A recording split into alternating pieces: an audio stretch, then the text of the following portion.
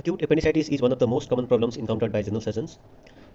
Teenagers are most commonly afflicted. Incidence is more among males in the ratio 3:2. The classic teaching for pathogenesis is luminal obstruction as the main initiating factor, but the current new concept is genetic and environmental factors involvement like diet, infection and gut flora. This is a picture showing different positions of appendix in different humans. Accordingly, symptoms and signs may differ slightly. The common clinical features of appendicitis are pain, vomiting and fever, which is also called Murphy's triad.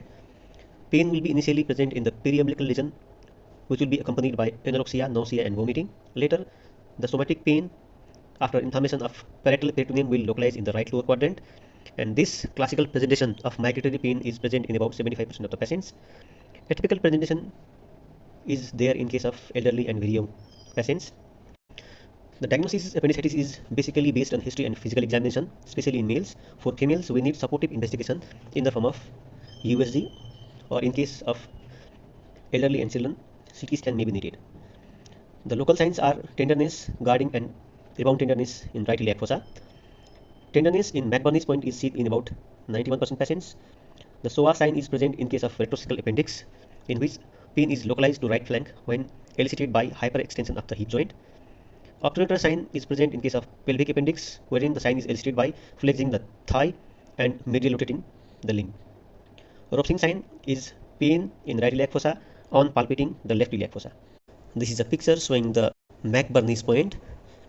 There are different scoring systems for diagnosis of acute appendicitis. The most commonly followed is Avogadro score, or so-called Mantrell's score. Next one is the artificial intelligence score. The components of Avogadro score are listed here.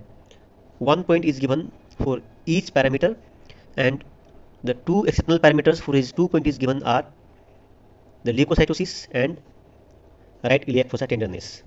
Score more than 7 has accuracy of about 77% to diagnose acute appendicitis. Coming on to differential diagnosis, in general are perforated peptic ulcer, acute cholecystitis, right ureteric colic, typhlitis, which is inflammation of cecum, right acute pyelonephritis, acute pancreatitis, acute intermittent porphyria, whereas in females we should also consider acute salpingo-oophorytis, ruptured ectopic pregnancy, ovarian cyst torsion or metal smudge.